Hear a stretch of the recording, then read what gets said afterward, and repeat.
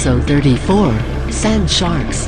These sand sharks are also known as sand tiger sharks. They are found across most of the globe in temperate and tropical waters. They have multiple rows of very dangerous needle-like teeth that easily spear fish while hunting.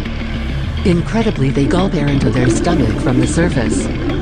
This helps them to become more buoyant and lets them sneak up on their prey in a motionless manner.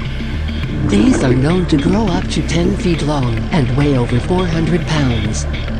They can live up to 7 years in the wild, and in some cases can live even longer while in captivity, like seen here.